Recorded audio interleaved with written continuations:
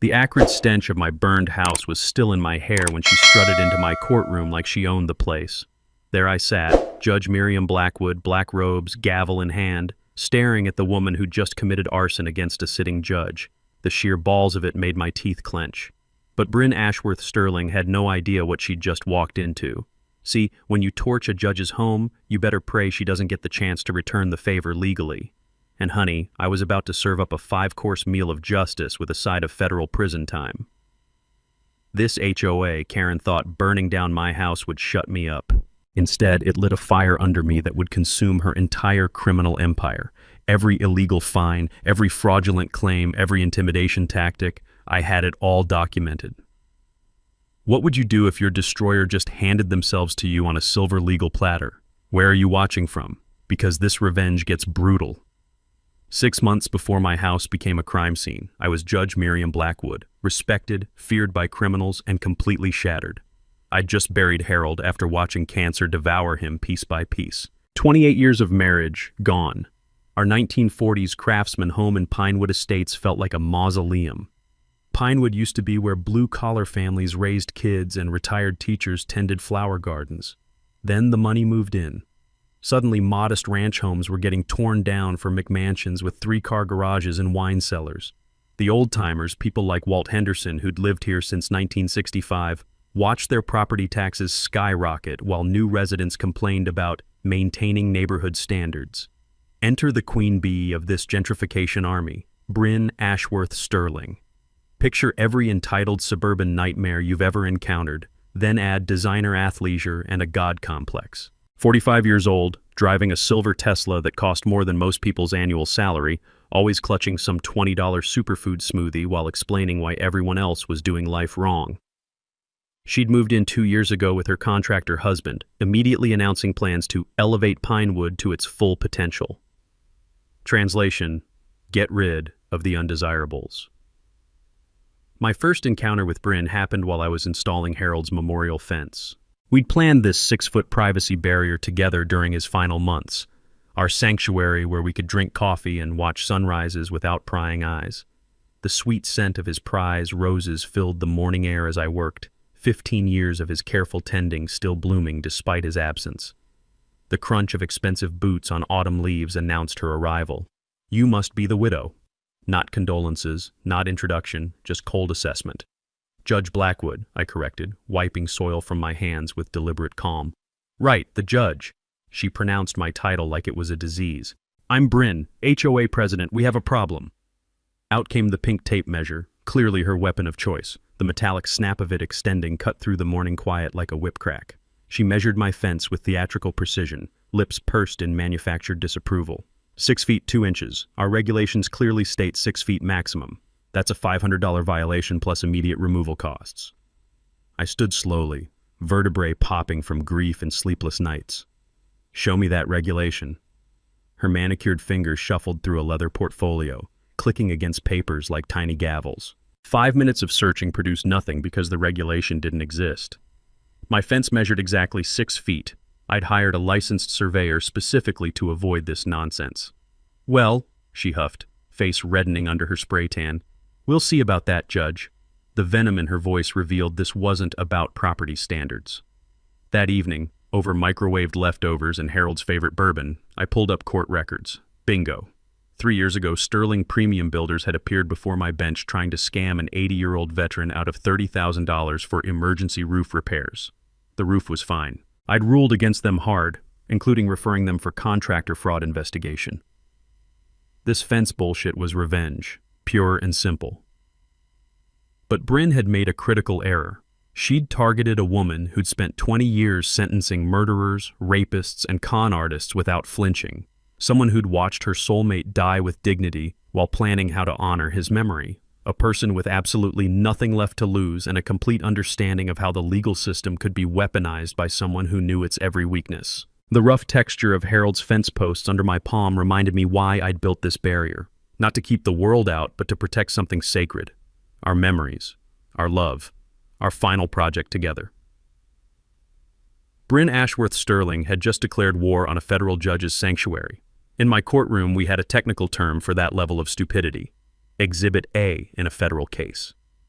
She had no idea what she'd just unleashed. Within 2 weeks, Bryn launched what I can only describe as psychological warfare disguised as HOA enforcement. The woman had clearly studied every petty tyrant's playbook and decided to turn my life into her personal stress test laboratory. The certified letters started arriving like clockwork, thick manila envelopes that made my mailman wince apologetically. 7 pieces of registered mail in 10 days, each more absurd than the last. Violation notice number 1, unapproved decorative garden feature. The offense? Harold's memorial stone, a simple granite marker reading, "In memory of love that grows eternal." Apparently, grief monuments violated Pinewood's uniform landscape aesthetic. Violation notice number 2, non-regulation mailbox color. My black mailbox had been standard issue since Reagan was president. Suddenly it was creating visual discord. But the one that made my teeth grind? Violation notice number 3, excessive bird feeding creating nuisance conditions. My single modest feeder attracted cardinals, Harold's favorite birds. Watching them had become my morning ritual, coffee steam mixing with mountain air while I pretended he might still walk up behind me. Each letter demanded fines between $200 and $500, threatening liens and legal action. The expensive paper stock probably cost more than most violations themselves. Here's where 20 years on the bench paid off.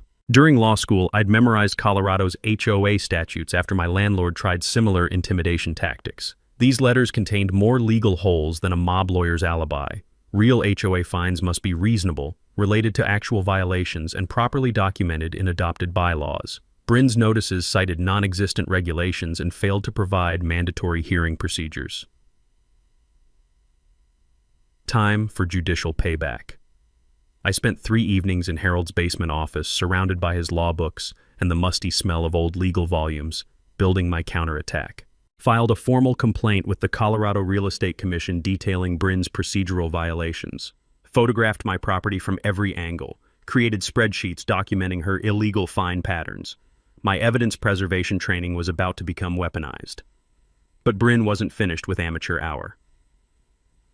On Thursday morning, while I was downtown sentencing drunk drivers, my new security cameras captured pure criminal stupidity in action. Bryn arrived with an entourage, her interior designer, a skeletal woman in head-to-toe white, and her personal trainer, apparently moonlighting as a property inspector. They spent 2 hours manufacturing evidence for non-existent violations.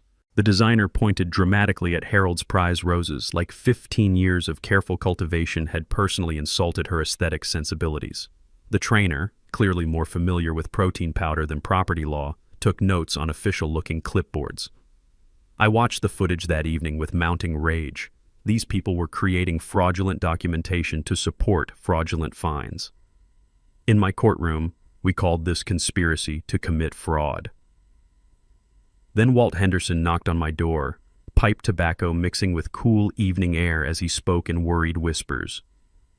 "Judge, this Bryn woman's been systematically targeting people. Remember the Rodriguez family? Forced them to remove their Virgin of Guadalupe garden statue, called it non-conforming religious imagery, $800 in fines before they finally sold and moved away." My judicial instincts kicked in. What else? Single mom down the street got fined for her kids' chalk art on their own driveway, said it was defacing common area aesthetics. We're talking about rainbows and hopscotch squares, Judge.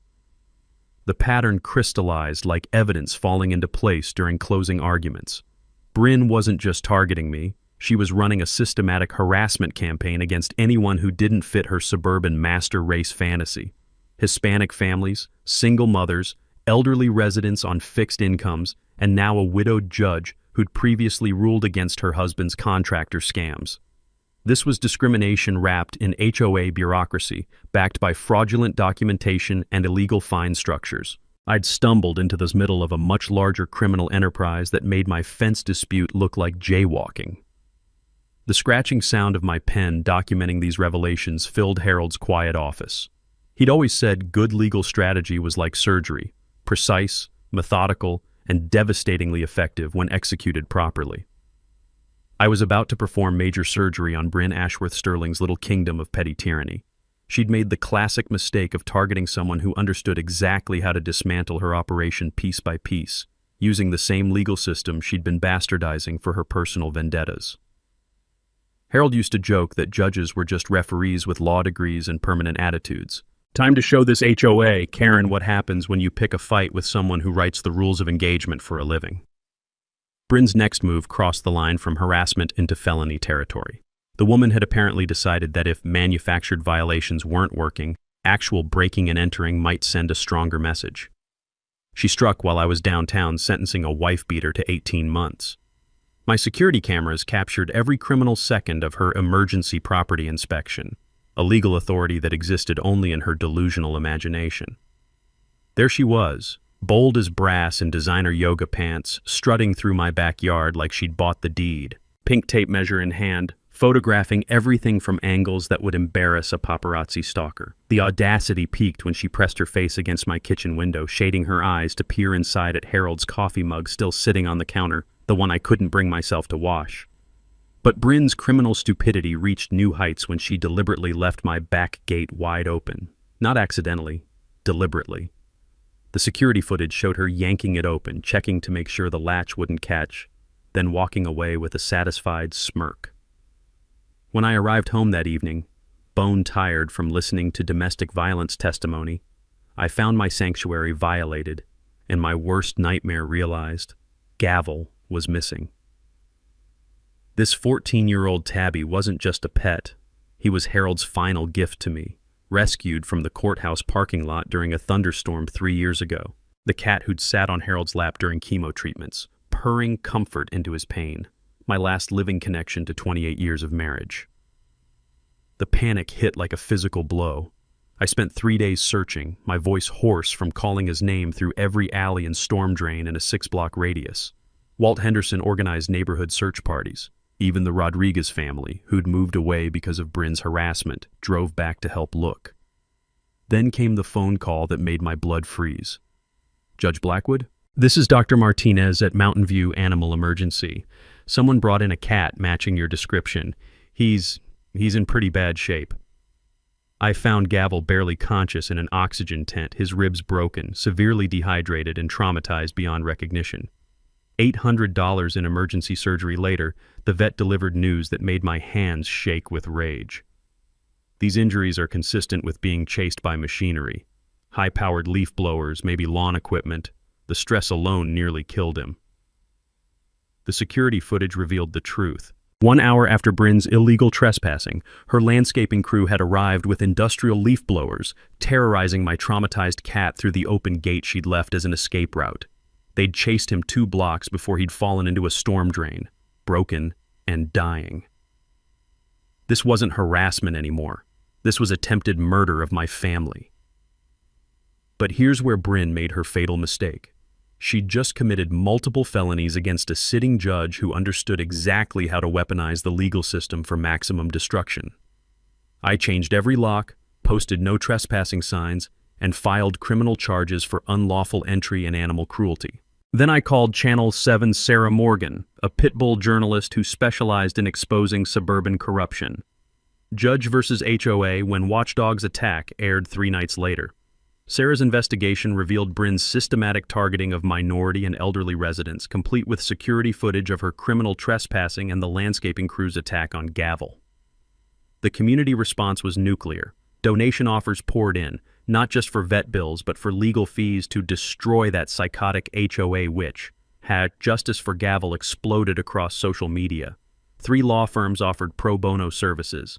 The Colorado Attorney General's office called to discuss civil rights violations. Most beautifully, 5 more families came forward with similar horror stories. Elderly Mrs. Morgan, forced to remove her late husband's memorial garden. The Johnson family, fined into bankruptcy for their disabled son's wheelchair ramp. A pattern of targeting anyone who didn't fit Bryn's vision of suburban perfection. But the real game changer came during my research into Colorado's property protection laws. Buried in the statutes, I'd found a beautiful piece of legal ammunition. Unlawful entry with intent to intimidate carried the same penalties as burglary. Plus, animal cruelty charges could be stacked with conspiracy if multiple people were involved. Bryn's landscaping crew hadn't just committed one crime. They'd created a federal RICO predicate. That evening, gavel finally purred against my chest for the first time since the attack. The sound mixed with the quiet hum of my new security system and the distant click of my keyboard as I drafted criminal complaints that would end Bryn's reign of terror permanently. Harold used to say that judges were just referees with permanent authority and long memories. Time to show this suburban terrorist what happens when you torture a federal judge's family. She'd escalated from civil violations to felony assault. My response would be biblical. Bryn's desperation reached nuclear levels when she realized her criminal trespassing had backfired into federal charges. So naturally, she decided to destroy my career before I could destroy hers. The complaint hit my desk via certified mail on Tuesday morning, official Colorado Judicial Discipline Commission letterhead that made my coffee taste like ash. Bryn's allegations read like fiction. Judge Blackwood abuses judicial authority to intimidate law-abiding homeowners, weaponizing the legal system for personal vendettas that threaten community safety. The supporting evidence was criminal in its creativity. Doctored photographs showing my memorial garden as some kind of neighborhood blight, falsified witness statements from her designer and trainer claiming I'd threatened them, and timestamps that would make a CSI tech weep with laughter. But Bryn's nuclear option? She'd leaked everything to political blogs that opposed my previous environmental rulings. Within hours, I was trending as liberal judge terrorizes patriotic HOA. Comment sections exploded with keyboard warriors demanding my impeachment, disbarment, and creative suggestions about what should happen to activist judges who hate America. For 72 hours, I watched 20 years of judicial service get shredded by people who couldn't spell jurisprudence, but somehow understood constitutional law better than federal judges. Then my salvation arrived in the form of a silver-haired woman carrying homemade cookies. Patricia Pat Donnelly looked like everyone's retired librarian, sensible cardigan, orthopedic shoes, hands that trembled slightly with age. What she didn't look like was a 25-year FBI veteran who'd specialized in financial crimes and had apparently been conducting surveillance on Bryn for weeks. "Judge, I think you should see this," she said, settling into Harold's chair with the calm confidence of someone used to delivering life-changing news. Pat spread photographs across my kitchen table like playing cards in a high-stakes game. Meet Bethany Sterling of Phoenix, Arizona. 3 insurance claims in 2 years, mysterious flood, convenient electrical fire, and miraculous vandalism. $400,000 in payouts. Disappeared right before the grand jury convened. My judicial training kicked in, recognizing patterns like DNA evidence. She's done this before. Textbook operation. Target established neighborhoods, create conflicts to justify claims, vanish before investigations conclude. Pat's FBI instincts were surgical sharp despite retirement. But here's the beautiful part. She filed her current homeowner's application under false identity. That's federal mail fraud. The documents Pat produced made my prosecutor's heart sing. Bryn's current policy valued her $800,000 house at $2.8 million. Her application contained lies about previous claims, identity changes, and financial history that would make federal prosecutors weep with joy. "She's not harassing you because of old grudges," Pat continued, organizing evidence with professional precision. "You're the distraction. Keep everyone focused on HOA drama while she embezzles association funds and sets up the next accidental fire." The revelation hit like a judicial gavel to the skull. This wasn't personal revenge. It was criminal misdirection. While I'd been fighting fence violations, Bryn had been draining HOA emergency funds and preparing insurance fraud that would devastate the entire community. Pat handed me a manila folder thick enough to choke a defense attorney. Sterling Premium Builders filed bankruptcy last month. Colorado suspended their license for tax evasion. The HOA presidency was never about neighborhood control. It was about accessing community funds for personal use. My harassment wasn't random targeting. It was professional distraction, keeping a federal judge busy with petty disputes while she systematically robbed our community blind. But Pat's final revelation made my blood freeze. She's already filed preliminary insurance claims for developing structural issues and increasing neighborhood safety concerns. Your house isn't just a target, Judge. It's scheduled to be evidence in her next insurance scam. That evening, I sat surrounded by evidence that transformed my personal nightmare into a federal RICO case. bank records showing $340,000 missing from HOA emergency funds, insurance applications containing enough lies to trigger perjury charges, a pattern of targeting minorities and elderly residents that screamed civil rights violations. Bryn hadn't picked me because I'd ruled against her husband. She'd chosen me because terrorizing a federal judge created perfect cover for systematic theft and fraud preparation. But in her criminal arrogance, she'd made one catastrophic miscalculation. Instead of targeting helpless elderly residents, she'd decided to run federal crimes against someone who understood exactly how to dismantle criminal enterprises using every tool in the federal legal arsenal. The soft glow of my computer screen illuminated Harold's office as I began drafting communications to federal prosecutors who specialized in interstate fraud and civil rights violations. My husband always said that patience wasn't just a virtue, it was a weapon when wielded by someone who understood timing. Bryn Ashworth Sterling was about to learn that running insurance scams while terrorizing a federal judge wasn't just stupid, it was life sentence stupid. Time to show this suburban criminal what federal justice looked like when it was personal. The manila envelope Pat slid across my kitchen table felt heavier than a death sentence. Inside were photographs that made my hands tremble and my prosecutor's instincts scream in recognition. "Judge, what I'm about to show you changes everything," Pat said, her voice carrying the weight of 25 years hunting federal criminals. "Bryn Ashworth Sterling doesn't exist." The first photo showed a California driver's license from 2018. Rebecca Ashworth, with Bryn's face smiling back at me. The second revealed Beth Sterling from Phoenix, same woman, different identity. The third made my coffee cup slip from numb fingers. Sandra McKenzie from Detroit, dated 2010, with a federal prisoner ID number stamped across the bottom. "She's a professional community destroyer," Pat explained, organizing evidence with surgical precision. 4 states, 6 identities, systematic HOA infiltration followed by embezzlement and insurance fraud. She's stolen over $4 million in the past decade. My judicial training kicked in, but the personal horror made my voice crack. How many families has she destroyed? 15 confirmed. Always the same pattern. Target established neighborhoods, create harassment campaigns against minorities and elderly residents, embezzle emergency funds, then torch high-value properties for insurance payouts.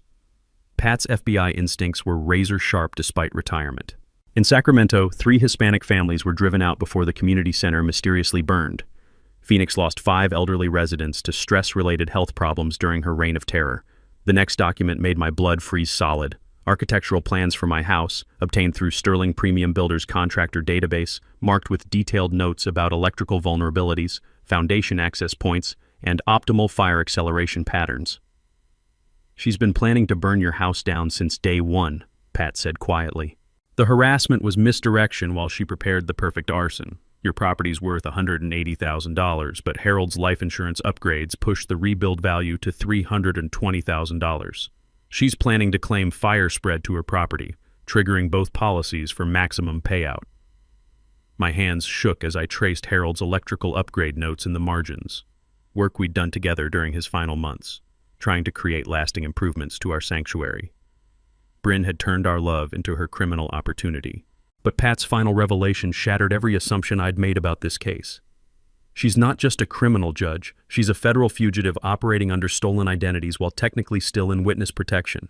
Bryn McKenzie testified against a Detroit fraud ring in 2012, got 18 months federal time, then disappeared from the program in 2015. The implications hit like a judicial gavel to the skull. This woman was running organized crime operations while protected by federal witness programs, stealing taxpayer-funded identities to commit the exact crimes she'd supposedly reformed from. The witness protection violation alone carries 10 years federal minimum, Pat continued. Add the multi-state fraud conspiracy, identity theft, and now attempted arson against a federal judge. She's looking at life without parole. I stared at photographs of families she'd destroyed, communities she'd devastated, elderly residents who'd died from stress-induced heart attacks during her harassment campaigns. My personal nightmare was just the latest chapter in a decade-long federal crime spree.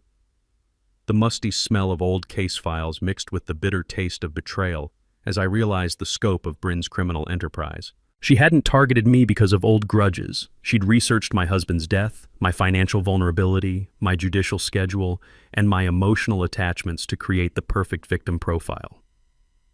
But in her criminal arrogance, she'd made one catastrophic miscalculation. She'd chosen to run federal crimes against someone who understood exactly how to coordinate multi-jurisdictional prosecutions with every federal agency from FBI to Treasury. Time to show this professional predator what federal justice looked like when it was personal, permanent, and absolutely merciless. My kitchen transformed into a federal war room faster than you could say RICO conspiracy. By Thursday evening, Pat, Walt, and attorney Rebecca Morgan sat around Harold's table like avenging angels planning biblical justice, surrounded by evidence boxes that could bury Bryn's criminal empire 6 feet underground. Rebecca Morgan was a legal predator in designer suits, former federal prosecutor turned white-collar defense attorney who'd never lost a RICO case and had apparently been waiting her entire career for a villain this perfectly prosecutable. She'd driven down from Denver with 3 paralegals and enough legal firepower to flatten a small dictatorship. "Judge, we're not just prosecuting neighborhood harassment," Rebecca announced, spreading color-coded flowcharts across my table like battle plans for World War III.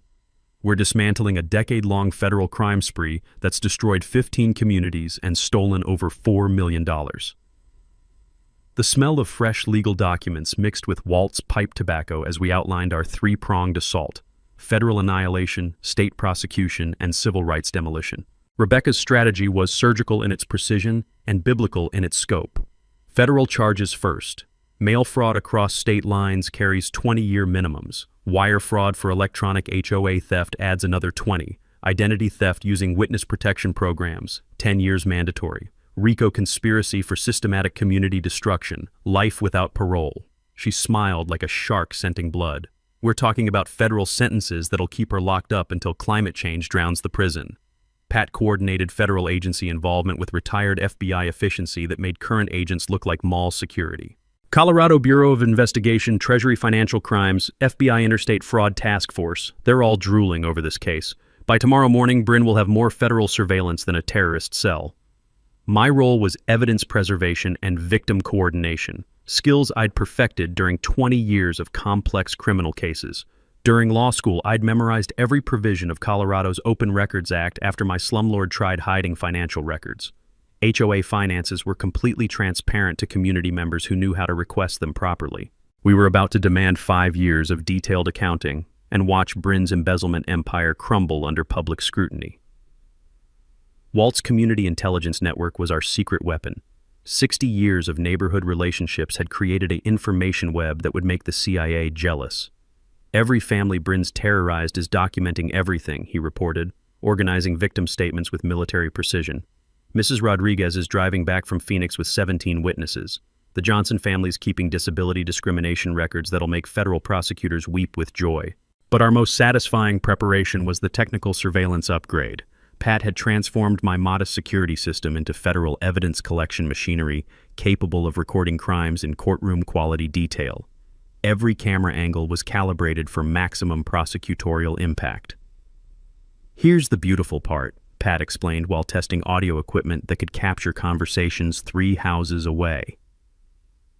"Bryn's actively committing fresh crimes while we're building the case. Every fraudulent fine, every harassment letter, every HOA fund transfer creates real-time evidence for federal prosecutors." Rebecca handled immediate legal protection with the ruthless efficiency of someone who'd specialized in destroying white-collar criminals. Emergency injunctions freeze HOA accounts tomorrow morning. Criminal complaints hit 3 jurisdictions simultaneously. Civil rights violations filed with Colorado Attorney General for systematic targeting based on ethnicity and age. The financial implications were equally devastating for Bryn's operation. I'd learned during my judicial career that the Homeowners Protection Act required insurance companies to notify mortgage holders about fraud investigations. Bryn's insurance scams would trigger audits of every Pinewood policy, potentially saving neighbors hundreds of thousands in premium increases while destroying her credibility with every insurance company in America. Our emergency protocols acknowledged that cornered criminals became desperately dangerous. Rebecca had arranged protective surveillance for vulnerable residents, including elderly neighbors and families with small children.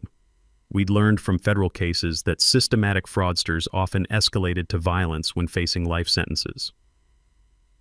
By midnight, we'd constructed a legal machine designed for complete annihilation of Bryn's criminal enterprise, with maximum protection for every victim she'd terrorized. The precision was beautiful, the scope was overwhelming, and the outcome was inevitable. "When we're finished," Rebecca summarized with prosecutorial satisfaction, "Bryn Mackenzie will spend her remaining years in federal maximum security. Sterling Premium Builders gets liquidated for victim restitution.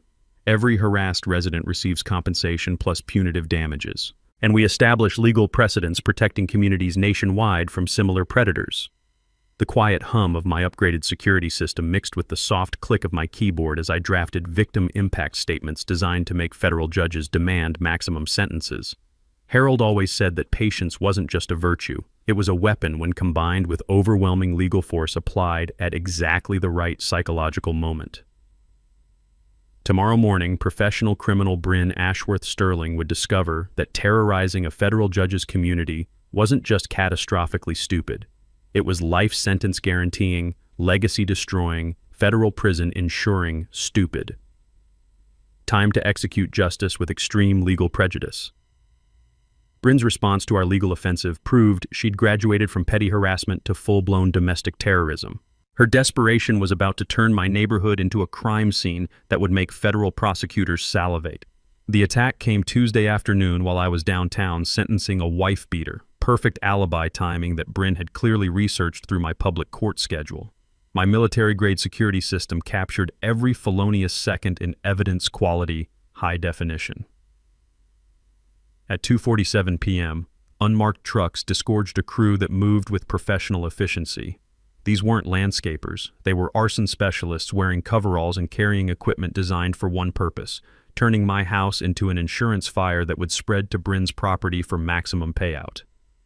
The cameras recorded them creating accelerant highways around my foundation, installing unmarked propane connections near electrical panels, and positioning dead vegetation in patterns that would guarantee fire spread toward Bryn's million-dollar target. The precision was chilling, the criminal intent obvious, and the federal evidence quality absolutely devastating. But Bryn's nuclear-level stupidity peaked when she arrived with Channel 7's news crew, claiming she'd received anonymous tips about dangerous fire hazards at the judge's residence. "Community safety is my only concern," she told Sarah Morgan while standing directly over planted evidence of her own arson conspiracy. "When public officials ignore fire prevention, innocent neighbors could die." The brass balls were impressive. The federal charges would be biblical. My phone erupted with calls from Pat's surveillance network. Walt had photographed the entire crew from multiple angles. Mrs. Rodriguez had recorded license plates that would make police lineups unnecessary. Even our postal worker had documented suspicious activity while delivering what would become the last mail my house might ever receive. Then Fire Marshal Jake Morrison arrived for Bryn's requested safety inspection. Morrison was a 30-year arson investigation veteran whose trained eye spotted planted evidence faster than a federal prosecutor spots plea bargains. "Judge," he said quietly, kneeling beside obviously artificial accelerant patterns, "someone's setting up your house to burn. This isn't code violation. This is premeditated murder." The soil analysis would later reveal professionally applied fire accelerants. Gas connections violated 16 safety codes and bore fingerprints that matched Sterling Premium's contractor database. The placement patterns indicated expert knowledge of fire behavior, insurance investigation procedures, and exactly how to create accidental blazes that would trigger maximum payouts. "Whoever planned this knows how to kill people and make it look like electrical malfunction," Morrison continued, his professional disgust palpable. "These aren't random safety issues. This is systematic preparation for insurance fraud through homicide." But Bryn's desperation reached criminal crescendo when Morrison refused to condemn my property based on planted evidence. Her response was captured on his department-issued body camera, a cash bribery attempt that transformed misdemeanor harassment into federal corruption charges carrying decade-long prison sentences. "Inspector, surely we can handle this situation efficiently," Bryn said, sliding a thick envelope across his clipboard with practiced corruption. "Community safety requires proper documentation, and I'm sure you understand the importance of cooperation." Morrison's body camera recorded every incriminating word, every illegal gesture, and Bryn's shocked expression when he informed her that bribing public officials was federal felony, punishable by 10 years minimum security. The community response was immediate and overwhelming. Pat's intelligence network revealed similar arson preparation at 3 other targeted properties, all owned by elderly residents or minority families. Federal agents swarmed Pinewood like antibodies attacking infection, documenting systematic terrorism that made Bryn's operation look like organized crime. Rebecca Morgan's legal response was swift and merciless. Federal warrants issued within hours for Bryn, her husband, and their entire criminal crew. Bank accounts frozen pending RICO investigation. Sterling premium placed under federal asset forfeiture that would liquidate everything they'd stolen. But the most beautiful irony? Bryn's planted evidence became forensic proof of premeditated arson conspiracy. Her bribery attempt created federal corruption charges that would stack with existing crimes like legal dominoes falling toward life sentences. That evening, I sat surrounded by evidence that would guarantee federal prison for everyone involved in Bryn's criminal enterprise. The acrid smell of planted accelerant still hung in the air, but it no longer smelled like destruction. It smelled like justice being prepared with federal precision. My hands shook as I realized how close I'd come to dying in Harold's house, surrounded by memories of our life together, while Bryn collected insurance money on my corpse. The woman hadn't just planned theft. She'd planned murder disguised as accident. But her criminal overconfidence had destroyed her own operation. Every planted accelerant became federal evidence. Every bribery attempt created additional felony charges. Every witness she'd tried to silence was now cooperating with federal prosecutors who specialized in maximum sentences. The soft hum of federal surveillance equipment mixed with distant sounds of law enforcement agencies coordinating dawn raids that would end Bryn's reign of terror permanently. Harold always said that justice delayed wasn't justice denied. Sometimes it was justice being sharpened to lethal precision. Tomorrow morning, domestic terrorist Bryn Ashworth Sterling would discover that attempting to murder a federal judge carried consequences she'd never imagined. The explosion at 3:17 a.m. ripped me from dreams of Harold into a nightmare that would haunt Bryn Ashworth Sterling for the rest of her federal prison sentence. I was sleeping in Walt's guest room, my own house no longer safe after yesterday's arson preparation, when the blast shook windows 3 blocks away. Through Walt's bedroom window, I watched 28 years of memories erupt into flames that turned night into hellish orange daylight. Harold's house, our sanctuary, the kitchen where we'd planned our retirement, the bedroom where I'd held him during his final nights, the memorial garden where his ashes were scattered among roses he'd tended for 15 years, all of it disappearing into smoke and federal evidence. The fire was so intense that Denver Fire had to establish a 3-block perimeter. Professional arsonists had turned my home into a controlled demolition disguised as electrical malfunction, using techniques that guaranteed maximum destruction and optimal insurance timing. But Bryn's criminal overconfidence had just created the most beautiful trap in federal prosecution history. I stood on Walt's porch in Harold's old bathrobe, watching our life burn while federal arson investigator Marcus Webb coordinated a crime scene that looked like domestic terrorism. "Judge, this wasn't random," he said grimly, thermal imaging revealing accelerant patterns that formed perfect fire highways. "Someone wanted you dead and wanted it to look accidental." The evidence was overwhelming and perfectly preserved. My security system had survived in fireproof housing, capturing every criminal second. Sterling Premium's crew entering at 2:45 a.m., followed by Bryn's husband carrying professional fire acceleration equipment at 3:10 a.m. But the smoking gun came from an unexpected source. Insurance investigator Jennifer Park discovered that Bryn had filed preliminary damage claims for fire spreading from neighboring property at 2:30 a.m., 47 minutes before my house was actually ignited. She submitted paperwork claiming her house would suffer fire damage before your house was even burning. Park explained with prosecutorial satisfaction. "That's not prediction. That's documentary evidence of premeditated murder." The community response was immediate and overwhelming. Neighbors appeared with coffee, blankets, and righteous fury that made federal agents take notes. Mrs. Rodriguez grabbed my hands with tears streaming. "Mija, she tried to kill you. We all saw her planning this murder." Then came the moment that would live forever in federal prosecution legend. Bryn actually showed up at the fire scene.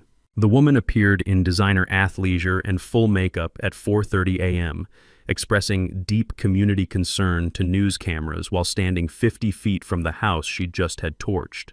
Her performance was Academy Award caliber in its complete sociopathic detachment from reality. This tragic accident reinforces why our HOA must maintain strict safety standards, she told Channel 7 with theatrical grief. Judge Blackwood's resistance to proper inspections may have contributed to this devastating loss of life. What she didn't realize was that FBI agents were recording every word for her eventual murder trial, while federal marshals were already preparing dawn arrest warrants based on evidence so overwhelming that plea bargains were mathematically impossible. The financial investigation revealed criminal genius wrapped in homicidal stupidity. Bryn had embezzled $340,000 from HOA funds to finance professional arson. Her insurance policy valued her house at $2.8 million, despite purchasing it for $800,000. The spreading fire damage she'd pre-filed would have triggered payouts exceeding some countries' annual budgets. But federal prosecutors had been monitoring every transaction since Pat's investigation began. Bank records showed payments to known arsonists. Cell phone data placed both criminals at the scene during ignition. Insurance applications contained enough lies to guarantee perjury convictions in all 50 states. Rebecca Morgan's response was swift and biblical. Federal marshals arrested both Ashworth Sterlings during dawn raids broadcast live on national television. Assets seized under RICO forfeiture would compensate victims from 4 states. Sterling premium was liquidated faster than evidence in a shredder. The charges were life sentence beautiful. Attempted murder of a federal judge, first-degree arson, insurance fraud across multiple jurisdictions, money laundering, criminal conspiracy, and RICO violations that would keep them locked up until archaeologists discovered their skeletons. That evening, I sat in Walt's kitchen, surrounded by federal agents who'd traveled from multiple states to coordinate the largest HOA fraud prosecution in American history. The smoke smell still clung to my clothes, but it no longer smelled like destruction. It smelled like justice being prepared at maximum temperature. My house was gone, but Harold's memory lived in the community that had protected me when his sanctuary couldn't. Bryn had tried to murder me in my sleep and ended up creating federal evidence that would keep her locked away until the sun burned out. The soft sound of handcuffs clicking on news footage felt like Harold whispering approval from whatever legal afterlife judges inhabit. Some battles were worth losing everything to win permanently. Tomorrow, domestic terrorist Bryn Ashworth Sterling would discover that attempting to murder a federal judge carried consequences that lasted longer than life sentences. 7 days after my house became a crime scene, Bryn Ashworth Sterling walked into my courtroom in federal custody, orange jumpsuit replacing designer athleisure, facing charges that would keep her locked up until archaeologists discovered her remains. The irony was so perfect it felt like Harold had orchestrated it from the afterlife. My courtroom was packed beyond capacity, standing room only with overflow crowds watching live streams outside. Federal marshals, FBI agents, insurance investigators, and prosecutors from 4 states filled the gallery like an army of justice preparing for biblical warfare. Channel 7 had cameras positioned for maximum dramatic impact. The Colorado Attorney General sat in the front row taking notes for civil rights legislation. Most beautifully, 17 families Bryn had terrorized were present as witnesses, including Mrs. Rodriguez, the Johnson family with their disabled son, and elderly residents who'd been driven from their homes by her systematic harassment campaigns. Judge Patricia Morrison, my colleague who'd agreed to handle the arraignment after my recusal, called the court to order with the gravity befitting a domestic terrorism case. The people of Colorado versus Bryn McKenzie, also known as Bethany Sterling, also known as Rebecca Ashworth, also known as Sandra Mitchell. The list of false identities took 30 seconds to read. The criminal charges took 4 minutes. Attempted murder of a federal judge, first-degree arson, insurance fraud across multiple states, money laundering, criminal conspiracy, RICO violations, identity theft, witness protection fraud, and systematic civil rights violations. Bryn's attorney, a public defender who'd clearly drawn the shortest straw in legal history, requested reasonable bond based on her community ties and lack of flight risk. Federal prosecutor Amanda Stevens stood with the satisfaction of someone holding royal flushes in a poker game. Your Honor, the defendant has operated under 6 false identities across 4 states while stealing over $4 million and destroying 15 communities. She attempted to murder a sitting federal judge by burning down her house, then appeared on television claiming the victim had caused her own near-death experience. The gallery murmured with righteous anger that made federal marshals shift nervously. But the moment that would be replayed on legal documentaries for decades came when Bryn made the catastrophic decision to address the court directly. "Your Honor," she said, turning toward me with the unbroken arrogance of a sociopath who still didn't understand the scope of her destruction, "Judge Blackwood has used her position to orchestrate a vendetta against law-abiding homeowners. She's weaponized the federal government against citizens exercising legitimate HOA authority. This entire prosecution is judicial abuse masquerading as justice." The silence in my courtroom was deafening. Federal agents exchanged glances that promised additional charges. Prosecutors scribbled notes frantically. The gallery held its collective breath, waiting for judicial response. Judge Morrison's voice carried 20 years of federal bench authority when she replied, "Ms. Mackenzie, you stand accused of attempting to murder a federal judge by burning down her house while she slept. You embezzled hundreds of thousands of dollars from community emergency funds. You operated under false identities while terrorizing elderly and minority residents. You filed fraudulent insurance claims totaling millions of dollars across multiple states." She paused, letting the weight of federal justice settle over the courtroom like a burial shroud. "The evidence against you includes security footage of the arson, recorded bribery attempts, documented harassment campaigns, financial records of systematic theft, and insurance applications containing lies that constitute federal perjury. You are not a victim of judicial vendetta. You are a domestic terrorist who targeted a federal judge's community for systematic destruction." The mic drop moment came when Morrison continued. "Furthermore, this court has reviewed evidence that you've destroyed 15 communities and displaced over 200 families through identical fraud schemes. Your pattern of targeting elderly and minority residents constitutes systematic civil rights violations that will be prosecuted to the fullest extent of federal law." Bryn's face crumpled as the reality of life sentences crashed through her sociopathic delusions. Her attorney whispered frantically about plea bargains that everyone knew were mathematically impossible given the overwhelming evidence. "Bond is denied," Judge Morrison declared with finality that echoed through packed galleries. "The defendant poses an extreme flight risk and danger to community safety. Remand to federal custody pending trial." The gallery erupted in applause that federal marshals didn't even attempt to suppress. Mrs. Rodriguez sobbed with relief. Walt pumped his fist like his team had won the World Series. 17 families who'd been terrorized by Bryn's criminal enterprise finally witnessed justice being served at maximum temperature. As federal marshals led Bryn away in chains, she turned toward me one final time with hatred that could have powered small cities. "This isn't over, Judge. You'll never prove I specifically targeted you for murder." The courtroom fell silent as I stood, black robes carrying 20 years of federal authority, and delivered the words that would close this chapter of domestic terrorism forever. "Mrs. Mackenzie, the court finds your confession that this was indeed targeted harassment to be duly noted for sentencing purposes. Federal prosecutors now have documented admission of premeditated intent. Thank you for eliminating any remaining reasonable doubt." The sound of justice being served echoed through my courtroom like Harold's final approval. 2 years later, I stood in my rebuilt kitchen watching Cardinals feast at Harold's memorial feeder, while federal maximum security served Bryn Mackenzie her daily helping of justice. Life without parole in a concrete box, where domestic terrorists contemplate their life choices for eternity. The taste of morning coffee mixed with the sweet satisfaction of watching evil get exactly what it deserved. The criminal trials had been prosecutors' dreams and defense attorneys' nightmares. Federal juries took 3 hours and 47 minutes to convict both Ashworth Sterlings on all counts. Apparently, they'd needed time for lunch. Bryn received life without parole for attempted murder of a federal judge, plus consecutive sentences for arson, fraud, and civil rights violations that would keep her locked up until climate change turned Colorado into beachfront property. Her husband earned 25 years for conspiracy, ensuring Sterling Premium's criminal enterprise was permanently extinct.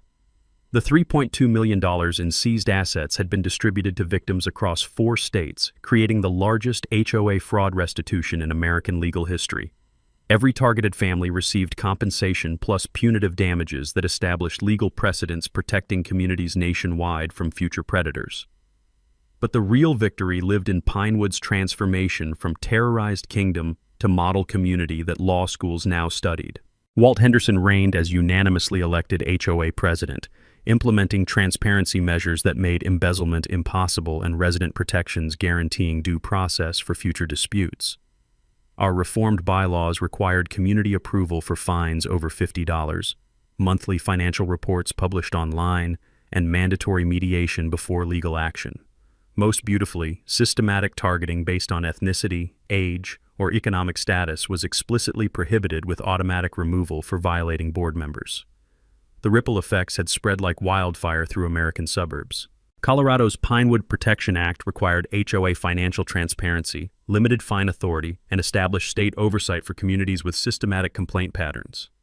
15 other states adopted similar legislation, protecting millions from future Bryn Mackenzies, while their inspiration rotted in federal prison. The Judge Harold Blackwood Memorial Scholarship had grown beyond our wildest dreams.